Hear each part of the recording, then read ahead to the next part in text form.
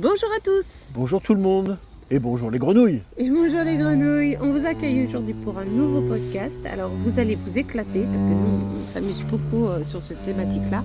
Et on va la faire sous la pluie. Donc vous risquez d'entendre des petites gouttelettes. C'est le moins qu'on puisse dire. C'est sac à dos et parapluie. Là aujourd'hui nous sommes au bois de Vincennes. Vous attendez, on est enrhumé. Attendez, remets le dentier. Ouais. Elle est sympa. Allez, c'est moi, j'en ai marre. Allez, on vous amène sur un terrain différent aujourd'hui. Oui. Pour cet épisode. Tout à fait différent, pour avoir une autre lecture de vous et tout à fait intéressant. Oui, parce que des fois, on a l'impression que dans nous, au fond de nous, on a plusieurs parts. On est habité. On est un peu habité. Un coup, on se dit, on raisonne comme des adultes. Un coup, on se dit, mais j'ai l'impression d'être un gamin quand je dis que je fais ça. Oui. Ou un peu ado rebelle. Et c'est un peu tout ça des fois qui se mélange. C'est ça. Alors on va aller prendre notre petite lunette grossissante et Voilà. on va regarder Et on va explorer une thématique spécifique qui s'appelle les états du moi. les états du moi. Les états de moi, les états de nous. Les états de nous, les différents états, nos amis quoi. Exactement. Allez, partons à la rencontre de nos différents parts intérieures. Oui.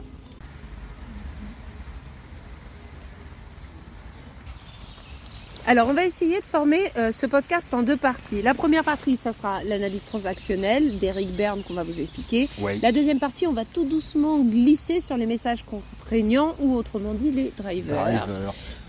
Deux petites parties qui vont vous permettre de comprendre un petit peu des fois vos modes de fonctionnement un peu étonnants et puis ces différents parts qui nous composent. Exactement. Alors, qu'est-ce que l'analyse transactionnelle? On vous met un contexte, une carte postale. Eric, Allez. je pense que c'est un confrère, il s'appelle comme toi. Il s'appelle Eric Andour. Alors c'est pas Milton Erickson, c'est le docteur Berne. Alors non, en toute humilité, c'est pas moi du tout. Oh là là, l'analyse transactionnelle en fait a été créée par le docteur Eric Berne, qui était médecin psychiatre américain. Et à la fin des années 50, il a mis au point une approche, on pourrait dire, pragmatique et simple des rapports humains. On pourrait donner une définition justement d'analyse transactionnelle. Ouais, on pourrait donner la définition. Alors la définition, ça serait que l'analyse transactionnelle est une approche comportementaliste des relations humaines. Afin d'étudier quoi? Les relations dans des organisations, dans des entreprises ou dans l'éducation. Ou dans l'éducation. Alors c'est un peu une pièce de théâtre là, tu vas me dire j'abrite qui moi et t'abrites qui toi en toi? C'est toute la question. C'est ce qu'on va évoquer ensemble. Des fois, comme on disait en introduction, on a des comportements, des actions qui font plus penser à des comportements d'enfants ou d'ados, on ne sait pas trop.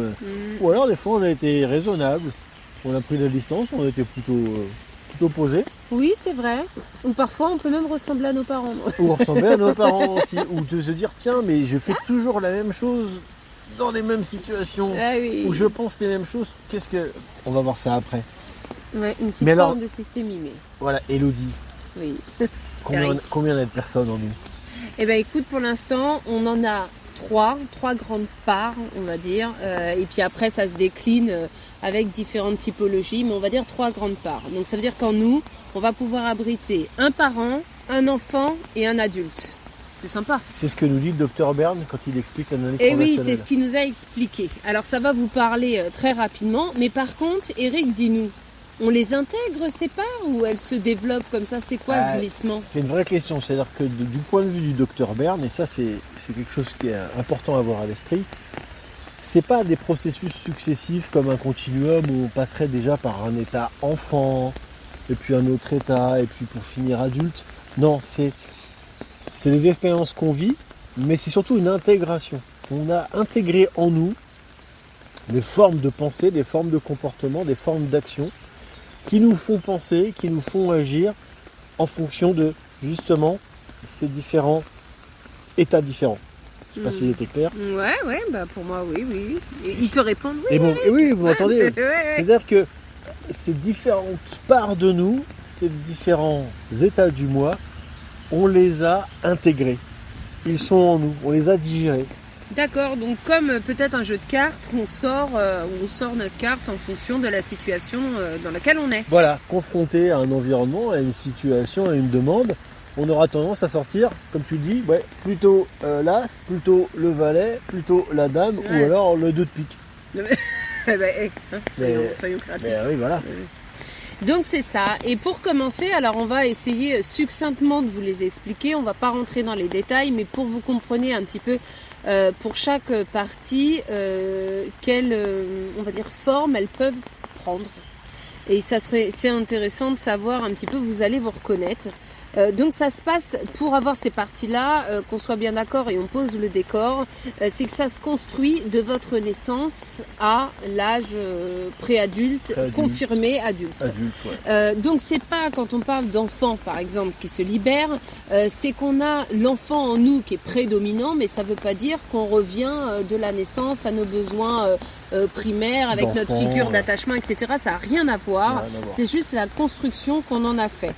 Donc quand on vous parle d'enfant, restez bien à l'esprit que c'est ce petit enfant qui est en vous, plutôt on va dire cette image-là, voilà. Donc ça va être un peu le valet de cœur que vous allez sortir pour rester dans le jeu à ce moment-là. Et d'ailleurs on le retrouve dans les conversations, les échanges que vous pouvez avoir avec vos amis, relations professionnelles, de dire ah bon, lui de toute façon à chaque fois qu'il se passe ça, on a l'impression qu'il réagit comme un gamin. Oh oui, c'est vrai, on l'a déjà dit. Ouais. Ça, c'est classique. Dire, mais lui, classique. Quand on va lui poser une question, il va poser le sujet, ça va mettre un temps fou, et et toujours pondéré, pas de folie. Voilà, ça vous parle, je pense, ce genre de situation. Oui, ça parle. Donc là, on a parlé de cet état un peu particulier qui est donc, comme disait, l'enfant. L'enfant. Alors, vous avez 3 types d'enfants. Le premier enfant qu'on va trouver, c'est l'enfant qui est plutôt libre. Puis c'est plutôt naturel, c'est plutôt spontané. Il va pas réellement avoir de filtre. Vous avez ces périodes-là où on va dire... vous me saoulez. Vous me saoulez, voilà. J'ai envie de... Ah, mais j'ai faim. J'ai faim. Voilà, enfin là, bon, il n'y a plus de filtre, vous voyez bien. Ça part tout seul. Donc ça c'est l'enfant libre. C'est l'enfant libre. Ensuite, on a un enfant qui est un peu plus adapté, soumis. Alors attention, nous ne sommes pas dans la soumission pleine et complète. Hein. C'est juste quand on apprend la période où on apprend à se contrôler, à plutôt se sociabiliser. Et donc là, on va aussi créer généralement l'enfant créateur. Il va s'en détacher, il va commencer à être un peu plus autonome. Un peu plus autonome. Et puis on va passer, donc on passe rapidement dessus, hein, on ne fait pas des grandes analyses. Vous avez la phase de l'enfant adapté.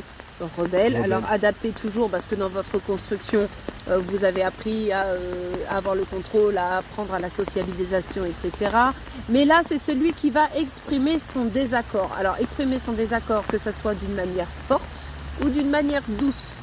Mais vous êtes capable d'exprimer ce désaccord-là en vous. De dire je ne suis pas d'accord. Donc là on a balayé ensemble les 3 sous-catégories de l'état du moi enfant. Exactement. Et donc après, est-ce que tu veux nous prendre la partie peut-être parent ? Oui, et l'autre partie, donc là on quitte cette part enfant qu'on vient de décrire là, pour aborder celui de parent. Celui de parent, c'est celui qui a cette posture-là qu'on connaît tous. Hein.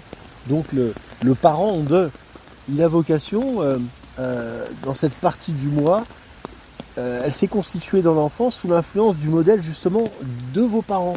Du modèle de l'entourage ou de la figure de représentation que vous avez côtoyée. C'est véritablement ce côté un peu modèle qui va se décomposer on dira en 2 sous-catégories, en 2 modèles de parents. Le premier qui va être celui que peut-être vous connaissez, c'est ce modèle un peu de parent critique, un peu normatif. Celui qui va poser les règles, qui va transmettre la norme. Il faut faire comme ça, dans telle situation c'est important de penser ça, de faire ceci. C'est un peu à l'avantage de quelqu'un qui est un guide, qui pose un cadre. Mais en même temps, l'autre volet de cette personnalité-là, de cette part-là du parent critique, c'est d'être la voix, justement, la voix critique, un peu condescendante et autoritaire. Vous savez, cette représentation qui vous dit non, dans cette situation, ne fais pas ça, il est important et on peut compter sur toi, tu dois faire ça comme ça. Ça peut prendre une tournure un peu critique et un peu autoritaire. Et en face de ça, l'autre partie, c'est le parent nourricier, le permissif. Si vous donnez une représentation de ce parent-là, c'est un peu le côté bras ouverts. Il permet, il encourage, il est compréhensif, il est soucieux d'autrui, il est généreux. C'est quelqu'un qui va aider, va consoler, va accueillir, va comprendre. Mais le travers un peu de cette part intérieure du parent nourricier, c'est qu'il va avoir tendance un peu à avoir une posture de sauveur, de ne pas vous permettre de vous exposer, de vous laisser en autonomie et donc aura tendance à faire à votre place. Et donc voilà, ces deux sous-catégories du parent, dans le cas des états du mois, le parent nourricier et le parent critique. Alors la dernière partie, c'est l'adulte. Alors l'adulte, c'est qui? C'est celui qui observe, c'est celui qui prend de la hauteur, c'est celui qui est dans la compréhension, c'est celui qui décide, c'est celui qui analyse. Bon, bref. En fait, c'est celui qu'il faudrait être. Ouais, il faudrait être, mais avec un bémol quand même, parce que être tout le temps sur lui peut générer aussi beaucoup d'ennuis. Ce qui nous rend vivants, c'est qu'il y ait des hauts et qu'il y ait des bas. Quand il y a le milieu, c'est sympa, ça veut dire qu'on garde le contrôle, la maîtrise, l'analyse, mais il faut bien se dire que lui, c'est notre curseur du milieu et c'est vers celui qu'on tend quand les extrêmes de parents ou quand l'extrême d'enfant vient commencer à taper à notre porte. Et c'est intéressant de se réfugier chez lui, en fait, de se remettre au milieu. C'est ça, c'est exactement, c'est la voie médiane. C'est là, c'est ce vers quoi il faudrait tendre quand à l'excès on est trop enfant, trop dans un sens ou trop dans l'autre. C'est vraiment la voie du milieu à essayer d'emprunter, c'est celle de l'adulte. C'est pas le parent, c'est pas l'enfant, mais c'est le mixte, la composition, je dirais, équilibrée.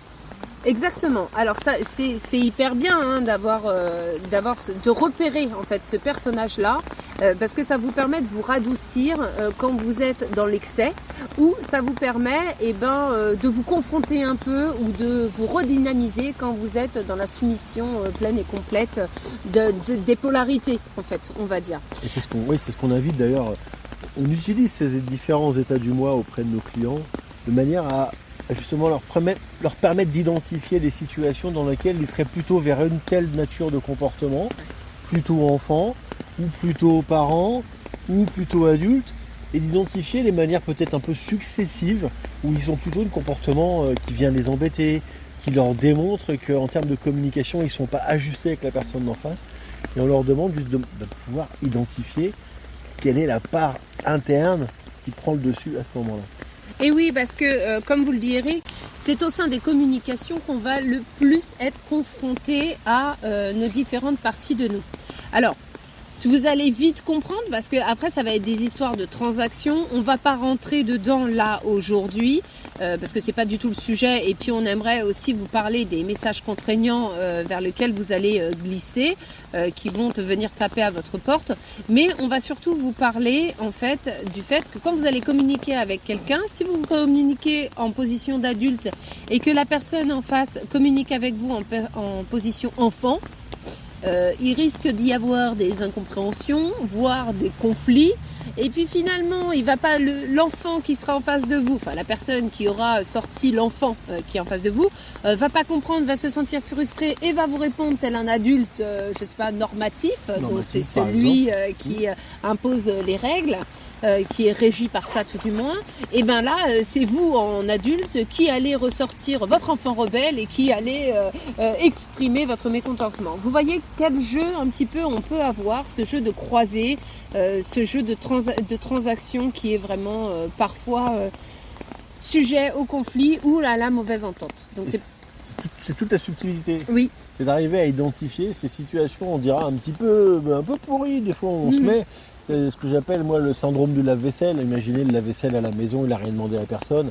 Et puis entre deux personnes, couple, concubin, enfant, parent, l'un qui dit à l'autre ou fait le reproche à l'autre de ne pas avoir vidé le lave-vaisselle. Et l'adulte qui dit ça serait bien de pouvoir m'aider en ayant régulièrement vidé le lave-vaisselle le soir. Et en face, un adulte qui peut répondre en état un peu enfant, de disant oh mais moi j'en ai marre de tout le temps vider le lave-vaisselle, ou alors de toute façon j'aime pas, c'est dégueulasse, etc. Imaginez la façon dont vous percevez le message alors que vous êtes en posture adulte pour avoir de l'aide régulièrement pour vider le lave-vaisselle, et où un autre adulte va vous répondre de manière provocante, un peu état enfant, ou l'enfant soumis. Non mais oui, mais complètement, mais comme tu as raison, non mais la prochaine fois je n'oublierai pas, je suis vraiment trop nul, c'est pas bien. Bon. Bah, on avoue que ça nous arrange. C'est arrangeant, Mais si on prend un peu l'hélicoptère et qu'on regarde ce qui se passe, on dit là on a un bel enfant soumis. Oui. Et il va peut-être un peu C'est pas souffrir adapté parfois, pour c'est le pas coup, adapté. ouais. Voilà, donc c'est un petit exemple. N'oubliez jamais que le lave-vaisselle, c'est très pratique pour faire la vaisselle, mais pour comprendre aussi le mode de communication intrafamilial, Rangez-le en équipe. en équipe, ou parlez-en. Ou parlez-en. Alors voilà pour cette première partie qui a été relative à l'introduction sur les différents états du mois. Est-ce qu'on peut avancer un peu sur une autre thématique? Et oui, on va complètement glisser en fait sur les messages contraignants ou les drivers. Alors pourquoi on vous parle de ça? Parce que vous l'avez compris, lors des communications, on peut avoir des personnages qui ne sont pas réellement adaptés à la communication ou pas ajustés du tout. Pourquoi on vous parle des drivers? Parce que les drivers, c'est pareil, ce sont des messages qui se sont créés pour vous, hein, c'est vos propres messages, pendant votre enfance et qui se sont confirmés, validés, jusqu'à l'âge adulte. Justement, ce sont des sortes de messages internes, d'injonctions qu'on a intégrés en étant enfant et qui viennent en fait vous guider par automatisme, qui viennent vous présenter ce qu'on appelle des modèles d'injonction inconscients. Et justement, c'est les concepts de base qu'on a retrouvés dans l'analyse transactionnelle d'Eric Berne, qui viennent en fait se juxtaposer, cohabiter avec les différents états du moi et qui viennent en fait vous contraindre de manière inconsciente à agir de telle ou telle façon, de percevoir votre environnement de telle ou telle façon. Elles peuvent être, on le sait, verbales et elles peuvent être aussi non verbales. C'est là le piège. Ouais, c'est là le piège, hein, c'est qu'il va falloir les observer. Alors l'autre en face va pas forcément le savoir, par contre vous allez le ressentir. Quand vous avez les drivers ou les messages contraignants, pour aller un peu vite, il y en a 5. Il y en a 5. Dans lesquels vous pouvez parfaitement vous y retrouver. Le premier dont on va parler, Eric, on peut parler du soi parfait. Oui, le soi parfait, le fameux soi parfait. Celui qui vous met comme message contraignant, tu dois absolument être le premier de ta classe, tu dois faire les choses correctement. Imaginez-vous la situation de la maman ou du papa ou de la figure de représentation qui indique à l'enfant. Le fait plaisir, il est vraiment celui qui attache beaucoup d'importance à être aimé, beaucoup d'importance au regard de l'autre. C'est celui qui va se montrer vraiment dévoué et hyper gentil pour ne blesser personne. Celui-là, rapidement, vous pouvez l'identifier par la peur de décevoir, vous ressentez énormément de culpabilité, vous avez des incapacités à dire non. Voilà, c'est ce qui peut vraiment vous aider à définir ce fait plaisir. On le reconnaît particulièrement. Le fait plaisir, c'est vraiment la personne qui, en effet, a du mal à se positionner, a du mal à dire non, a du mal à s'exposer. C'est un des drivers qui est assez embêtant de manière générale. Celui qui a le fait plaisir, il a beaucoup de mal à se mouvoir. Le troisième, c'est fait un effort. C'est celui qui ne facilite pas forcément les choses dans le cadre de ses relations. Tout est difficile et les autres doivent peiner avec lui. Il est important pour lui de montrer qu'il est acharné, qu'il est volontaire, qu'il n'y a rien sans faire d'effort, que celui qui ne travaille pas, c'est pas tolérable. Vous voyez, cette sorte de personnalité-là qui est toujours un peu dans la critique relativement à l'effort, à l'efficacité et à la perfection. C'est quelqu'un qui a besoin en même temps, et c'est aussi l'inconvénient, de complexifier les tâches, les relations. Il est aussi incapable à profiter des plaisirs simples. Quelqu'un qui en fait considère que rien ne s'obtient sans un minimum d'effort. Vous l'entendrez souvent dans « en fait on n'a jamais rien sans rien, il faut y aller, il faut travailler ». Ouais. Et c'est même un profil où on trouve beaucoup de procrastination. Parce que justement, en fait, l'effort est lourd, l'effort doit être grand. Et parfois, l'effort demande justement beaucoup d'efforts. On a peur de ne pas être à la hauteur et donc on procrastine. Et donc on ne fait pas parce que, on reporte. On voudrait glisser sur le soi fort. Vous avez compris, c'est le quatrième. Le soi fort, c'est quoi? C'est celui qui va amener à cacher ses émotions, sa douleur. Pourquoi? Parce qu'il faut être fort, tout simplement. Il faut montrer qu'on réussit, il faut montrer qu'on est là, qu'on est positionné. Et donc, on a du mal à écouter, ou très peu, ou on préfère le camoufler, nos signes de faiblesse. Donc ça va être important. Vous pourrez bien sûr le repérer parce que vous savez que vous avez une impossibilité de déléguer, vous savez que vous avez des difficultés à écouter ou à exprimer vos émotions. Vous savez parce que vous avez, ou alors vous avez aussi énormément d'ambition, c'est possible, mais vraiment ambition plus, hein, on est là-dedans. Donc ça, vous pourrez le repérer avec ces facettes-là. Et enfin, le dernier de ces injonctions, de ces messages contraignants, c'est le dépêche-toi. C'est l'enfant qui a souvent entendu « Allez, dépêche-toi, mais tu traînes là, allez, avance, on est encore en retard, et c'est par ta faute, etc. » Typiquement, c'est celui qui doit toujours aller le plus vite possible. Celui qui croit que tout doit être fait au moment même, à l'instant. Mieux vaut aller vite que perdre du temps. L'inconvénient, c'est quelque part une forme d'impatience qu'il va vivre. Et le vite, c'est pas forcément bien. Il va être un peu irréaliste du point de vue de l'organisation et souvent un peu stressé et de mauvaise humeur parce que justement, il a ce message intérieur qui lui dit « Mind-toi, dépêche-toi, t'es pas assez rapide, mais qu'est-ce que tu fais ?» etc. Donc voilà, ces 5 drivers, ces 5 messages contraignants qu'on vous a résumés ici. Alors ils ne sont pas présents tout le temps. Ils sont des fois émergents de manière plus ou moins importante en fonction des situations. Et ce qui est important, Elodie, c'est à un moment donné de pouvoir les identifier. Oui, de les observer, de les identifier. Et une fois que vous les avez identifiés, de vous permettre, vous donner des permissions pour y arriver. Parce que, comme on le sait, les messages contraignants, ils ne sont pas partout. Parfois, ils sont très très aidants. Ça va être chouette, ça va nous aider à réussir ou à réaliser une tâche, une mission ou à atteindre notre objectif. Et parfois, ça va vraiment nous plomber, ça va nous ralentir ou ça va nous mettre une chape de plomb en fait sur nos épaules. C'est là où il faut les identifier, il faut les observer et se permettre, se donner en fait des messages de permission. Vous avez le droit d'échouer, vous avez le droit d'être vous-même. Vous avez le droit de prendre votre temps, etc. D'être plus lent et donc d'accepter ses travers, d'accepter ses contraintes, de prendre un peu l'hélicoptère en vous regardant faire, justement pour vous permettre de réorienter un peu vos fonctionnements habituels. Il y a quelques tests qui existent et qu'on peut faire passer à certains de nos clients qui le souhaitent, alors qu'on a identifié des modes de fonctionnement spécifiques, ce qu'on appelle l'égogramme. Et puis ça permet aux clients de prendre un peu l'hélicoptère par rapport à leur situation et de pouvoir avancer un petit peu différemment qu'à l'habitude. Voilà, on en a terminé ? On en a terminé.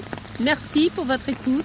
Et on espère que ce petit voyage au sein des états du moi et de votre être intérieur vous aura permis d'identifier peut-être certaines parties de vous. Oui, alors on remercie Michel qui est avec nous aujourd'hui. Alors Michel reste silencieux. Voilà, en tout cas, merci de sa visite, c'est super sympa. Merci de son accompagnement pour ce podcast. Vous pouvez faire comme Michel, nous écrire à sacado-podcast@gmail.com et nous rejoindre, nous poser vos questions. On y répondra avec plaisir. Avec grand plaisir. D'ici là, on vous souhaite le meilleur. On vous dit à bientôt. Vivez l'instant présent. Au revoir. Ciao.